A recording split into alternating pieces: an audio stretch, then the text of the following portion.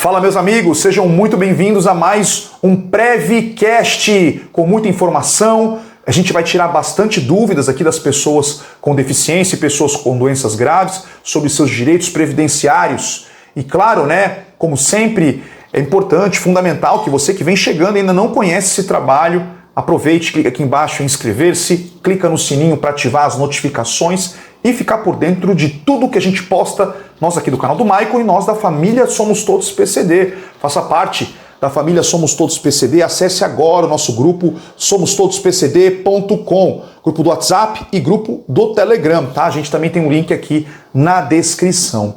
E óbvio, hoje é um dia especial, dia de tirar dúvidas, e as dúvidas, é importante a gente citar isso para vocês, elas são fundamentais, elas fazem parte desse programa, então é importante que você que vai acompanhar todas essas conversas que a gente vai ter aqui ao longo dessa transmissão, é importante que você coloque sua dúvida aqui no comentário. Então deixa já a sua pergunta a respeito do direito previdenciário, sobre a isenção de imposto de renda, porque a sua pergunta pode virar um vídeo como esse aqui, tá bom? Muito bem, então é isso aí. Seja bem-vinda mais uma vez, doutora Tainá Lima. Olá, Michael, boa tarde, bom dia, boa noite para todo mundo que está assistindo nosso vídeo. É mais uma vez um prazer estar aqui. É sempre muito bom falar sobre direitos sociais e agradeço aí o convite e renovo o meu compromisso em levar uma informação de qualidade e coerente para todos nós. Maravilha, doutora Tainá, sempre com a gente aqui tirando dúvidas, especialista no direito previdenciário. E então a gente vai começar agora com a primeira pergunta do dia, justamente sobre esse assunto. E claro, a pessoa com deficiência, a pessoa com doença grave que busca benefícios, ela sabe que o coração do processo, do seu benefício, é o laudo médico. E é por isso que a gente tem essa pergunta aqui. Olha só, doutora, essa pergunta é da Marilene, mandada pelo WhatsApp pra gente. Ela falou o seguinte, cumprimentou a gente aqui e disse que já tem laudo que fez no Detran da isenção do carro. E agora esse do IMESC. Então ela deve ser ela é do estado de São Paulo, porque o IMESC é um órgão de lá. E no estado de São Paulo ela deve ter comprado o carro dela PCD com desconto, tem um laudo que foi emitido pelo Detran. E aí ela passou pelo IMESC para poder garantir a isenção de IPVA. E essa é através do IMESC no estado de São Paulo, é outro laudo. E ela pergunta se esses laudos eles têm validade. E aí pergunta também se serve para dar entrada na aposentadoria. Sobre validade, eu já pego e já adianto essa parte, tá? O laudo do Detran para fins de ICMS, por exemplo, para fins das isenções, mais especificamente o ICMS, e tem validade de 2 anos no estado. O IMESC ainda não existe uma validade legal. A gente acredita que será também de 2 anos. Mas a grande questão aqui dela é se esse laudo ele vai servir para poder pedir a aposentadoria, doutor. Eu queria até uma dúvida própria minha, que a senhora comentasse também sobre essa questão de validade de laudo emitido, se é que existe esse laudo emitido, onde a pessoa pode levar para casa, por parte do INSS. Como é que funciona, doutora? Então, Michael, o laudo do INSS, ele não é um laudo, como a gente pode dizer, oficial, assim, ele não entrega ao segurado esse laudo. A gente tem acesso através de um requerimento chamado SAB, onde a gente vê o que foi avaliado pelo perito e lá a gente verifica a constatação da incapacidade ou não incapacidade ou da deficiência e o respectivo grau. Para dar entrada na aposentadoria, não é feita a isenção de IPVA que você precisa de um órgão específico como o Detran do município, não. Qualquer pessoa, qualquer médico ou qualquer laudo que seja anexado ao processo que comprove a sua qualidade de deficiente é válido. Lembrando que esse laudo é muito importante que ele tenha a data inicial da incapacidade e principalmente as limitações advindas dela. Por que data inicial, Tainá? Porque não necessariamente você é PCD desde nascença, você pode ter adquirido uma deficiência. E aí o INSS precisa identificar de uma forma clara e segura qual é a data inicial da tua deficiência para a partir daí ele calcular o tempo de acordo com o grau, se é leve, se é moderado ou se é grave. Excelente. Então, olha, muita atenção. A dependência é da própria perícia do INSS para você conseguir obter a sua aposentadoria. Gente, Vamos virar o assunto e vamos falar sobre isenção. A gente vai falar sobre a isenção de imposto de renda. Olha só essa pergunta que eu coloco para vocês agora em tela, do José Roberto, seguidor nosso. Ele pergunta o seguinte, doutora: Marco, sobre esse assunto da isenção do imposto de renda, o requerimento é feito em cima do laudo da pessoa com deficiência? Ou seja, desde que eu tenha o benefício do PCD e me encaixe nas regras de isenção do IR, posso pleitear? Pergunto, pois sou funcionário público aposentado e estou pleiteando a isenção de IR, baseado em moléstia profissional contraída durante o serviço. Então, doutora, nós temos aqui essa pergunta aqui por parte do José Roberto. Como é que a gente pode auxiliá-lo nesse assunto? Então, Michael, eu vou explicar ela por partes, tá? Eu vou começar de baixo para cima. Quando ele fala aí sobre a questão da moléstia profissional adquirida durante o serviço. Lembrando que a moléstia ela não deve só surgir durante o serviço, mas ela deve surgir pelo serviço. Então, digamos que um bancário, que é funcionário aí da Caixa Econômica Federal, se ele tem adquirido LERDOR ou qualquer outra psicopatologia, pela função de caixa ou pela função de gerente em que ele exerça, tudo bem, aí sim vai ser considerado moléstia profissional. Mas se ele adquiriu uma deficiência quando estava trabalhando, mas não existe um nexo de casualidade entre a deficiência e a profissão desenvolvida, não vai ser considerado moléstia profissional, mesmo que essa enfermidade, essa patologia, psicopatologia, tenha sido adquirida durante ele exercendo as atividades profissionais, tá? Esse é o primeiro ponto. E aí ele coloca aqui o seguinte, o laudo PCD. Lembrando que para a questão de isenção de imposto de renda, a gente não fala da pessoa com deficiência propriamente dito. A gente fala das pessoas com doenças graves estabelecidas pelo rol da OMS. Então a Organização Mundial de Saúde, ela definiu 17 doenças que garantem a isenção de imposto de renda para aposentados e pensionistas. Nesse caso, a patologia dele, a doença dele, o nexo de causalidade, se comprovado, independente da origem do laudo, vai poder dar entrada sim no imposto de renda. Até porque tanto o INSS como a Receita Federal ou o órgão próprio da qual ele esteja vinculado, vai submeter ele a uma nova perícia. Então vai laudar novamente e esse perito vai aí atestar ou corroborar com as informações já prestadas naquele laudo. Então não existe essa preocupação da onde vem o laudo. Sim, sim. Bem, é claro que a gente sempre fala para vocês que toda documentação que você tiver quando você for fazer a perícia, ela tem que ser levada, documento atualizado e também, inclusive, laudos anteriores, laudos que você tenha obtido outros tipos de benefício, mas que tenha a ver com a condição prevista em lei, como a doutora falou, é a doença grave. Sim, existem pessoas com deficiência que possuem a doença, mas o fato gerador ali do benefício é a doença que está listada na legislação, tá bem?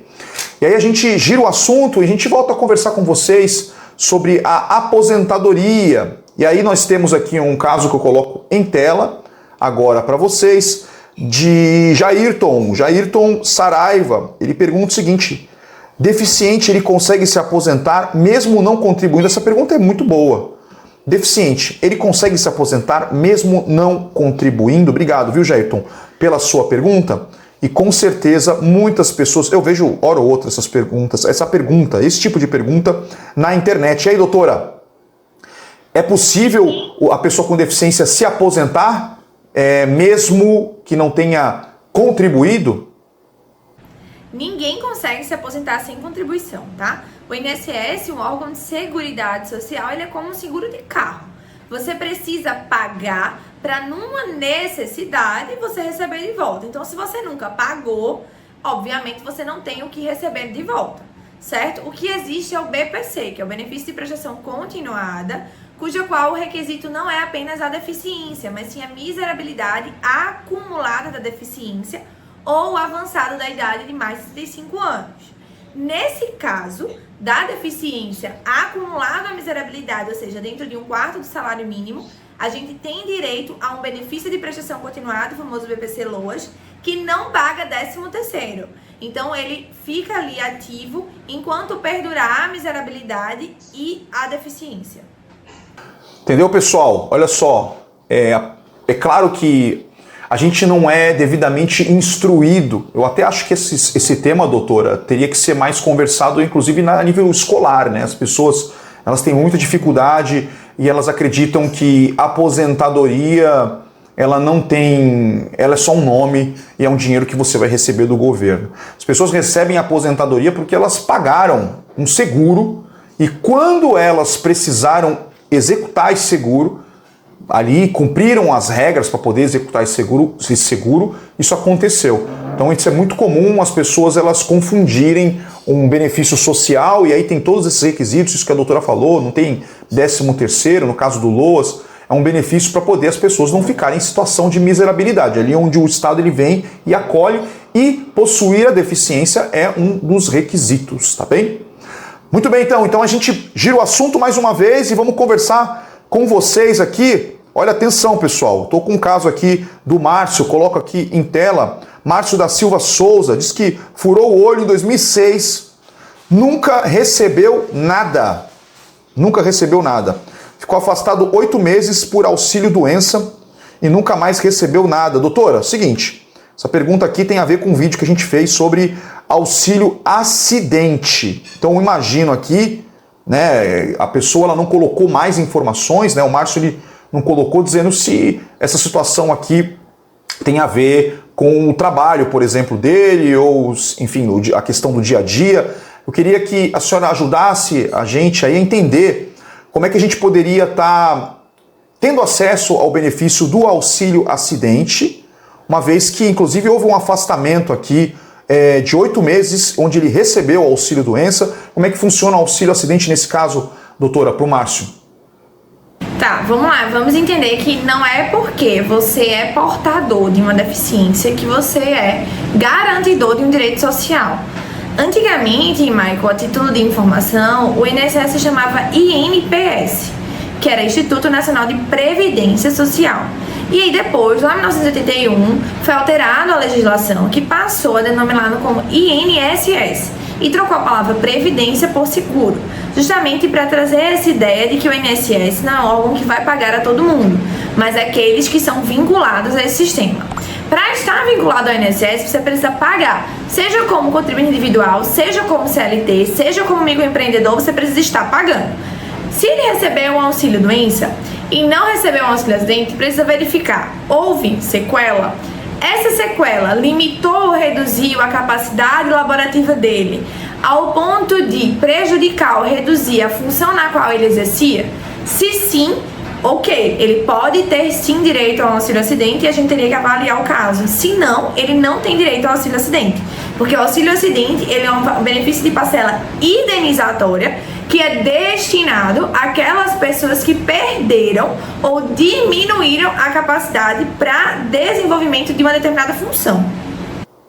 Ok, então aí pessoal, o auxílio-acidente ele tem esse regramento que a doutora ela passou. Então é importante entender a situação individual de cada pessoa que busca esse benefício. Óbvio, né? A gente sempre conversa com vocês aqui, né? Que se você quer orientações a respeito da sua situação, se você tem direito ou não a um benefício, a uma indenização, você pode entrar em contato conosco que a gente vai te dar essa orientação e também a gente pode te indicar profissionais para poder fazerem esse atendimento para você, tá bom? Aí a gente gira o assunto e vamos voltar a conversar com vocês agora sobre aposentadoria. Então tem a aposentadoria da pessoa com deficiência aí, em jogo também das pessoas com doenças graves, e aí a gente mostra aqui um caso, a gente não tem o nome da pessoa, vou colocar agora em tela aqui para vocês, dizendo o seguinte, que é PCD de visão monocular. Tenho direito a ficar com o aposento da minha mãe em caso de morte dela? Então aqui, doutora, aqui eu imagino que a pessoa está pensando na possibilidade de receber uma pensão, só que aqui ela considerou a questão da deficiência monocular. Existe essa possibilidade, doutora, só pela visão monocular? Não, só pela visão monocular, não. Quem é dependentes hoje para fim de INSS, é o que a gente chama de CCF, cônjuges, companheiros, filhos menores de 21 anos ou inválidos, né? E a gente tem aí a questão também que agora recentemente ingressou a questão da deficiência. Vamos lá entender como funciona tudo isso. Quando a gente fala em filhos menores de 21 anos, deficientes ou inválidos, a gente está falando de alguém que dependa dessa aposentadoria da mãe para sua subsistência. Existe também a possibilidade da pensão ela ser transferida para pais e para irmãos, mas aí teria que comprovar dependência econômica grave, não é o caso. Como ele é filho, teria que ele realmente não ter a possibilidade de desenvolver as atividades laborais. Porque se a gente está diante, Michael, de uma situação em que desde 2003 a gente teve uma legislação que incentiva e estimula empresas a trabalhar, nesse momento o INSS ele começa a sair de cena. Então não é porque toda pessoa é deficiente que ela é inválida para trabalhar. Existe um distanciamento enorme sobre quem é deficiente e sobre quem é inválido. Existem deficientes completamente ativos, como existem deficientes completamente inválidos. Então cada caso precisa ser estudado na sua singularidade. Apenas pela visão monocular, não. Pois é, pessoal. É importante você entender não só que um dos requisitos para poder ter acesso às coisas, obviamente, é a questão da deficiência em si, mas existem outras regras e a doutora está colocando aqui as regras da possibilidade de pensão. Também é importante dizer que, né, doutora, a aposentadoria ela não se transfere, né?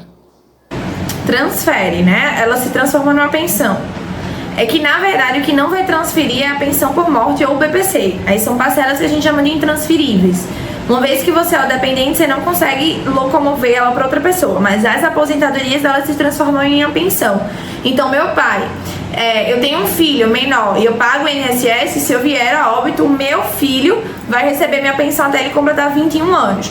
Ou se ele for inválido ou possuidor de deficiência físico-mental grave, ele vai receber aí pro resto da vida. Excelente explicação, doutora. Muito bem, então a gente gira o assunto. Vamos conversar com vocês aqui sobre auxílio-doença. Eu coloco em tela aqui para vocês agora a seguinte pergunta. Nós temos a Miriela Linhares. Ela fala, boa noite. Tem 54.2, imagino que é o CID H54.2, que é a visão subnormal em ambos os olhos. Inclusive esse comentário foi colocado lá em um dos nossos vídeos falando sobre a deficiência monocular. E aí ela pergunta se teria direito também a pedir auxílio doença. Então, doutora, nós temos essa dúvida aqui e eu acredito que a sua resposta vai responder muitas pessoas sobre o conceito do auxílio doença em geral. E aí, doutora, é possível ter acesso a esse tipo de benefício nessas condições? Michael, vamos entender primeiro o que é o auxílio-doença e acho muito válido as pessoas entenderem o que são os benefícios antes de querer solicitá-los. Auxílio-doença agora é chamado por benefício por incapacidade temporária, destinado para aquelas pessoas que sejam CLT ou sejam contribuintes autônomos que passam mais de 16 dias afastados do trabalho. Então, a partir do 16º dia, elas são encaminhadas ao INSS para que possam continuar o seu tratamento médico sem prejuízo da sua subsistência, certo? Então, nesse caso, por ela ser deficiente, né, e a deficiência dela não está incapacitando ela nesse momento, ela não tem direito a receber um auxílio-doença. Lembrando que não é porque ela não tem direito a receber um auxílio-doença que ela deixa de ser PCD. Não, lá na frente ela vai ter os benefícios de uma aposentadoria com idade mais cedo, 55 anos, ou uma aposentadoria com menor tempo, que é 28 anos, sendo mulher. Mas nesse momento o auxílio-doença só seria devido se ela tivesse totalmente incapaz para exercer qualquer função laborativa. Excelente explicação, doutora. Então é isso. Gente, muito obrigado pela participação de mais um Prevcast e a gente também agradece a doutora Tainá. Doutora, muito obrigado pela participação. Eu que agradeço, Michael, mais uma vez. É sempre um prazer estar aqui falando sobre direitos sociais, esclarecendo dúvidas da população, porque esse um dos pilares do papel da advocacia, é prestar informação de qualidade para que as pessoas que têm direito possam buscar e garantir uma vida mais confortável e mais digna para si e para os seus dependentes.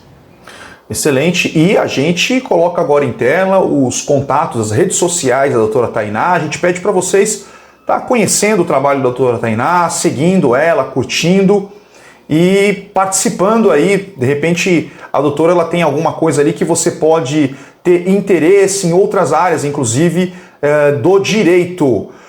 Muito bem, então, gente, muito obrigado pela participação. Claro, a gente pede sempre que você deixe o seu se inscrever-se, né? Para você se inscrever, deixa o curtir, deixa o seu comentário, porque o comentário sempre vira vídeo, tá bom? Pode virar vídeo o seu comentário, então é importante a sua participação e, claro, faça parte da família Somos Todos PCD. Através da família Somos Todos PCD, lá o pessoal tira dúvidas uns com os outros sobre o direito da pessoa com deficiência, da pessoa com doença grave e também sobre a aposentadoria. Então participe, somostodosPCD.com, WhatsApp e Telegram.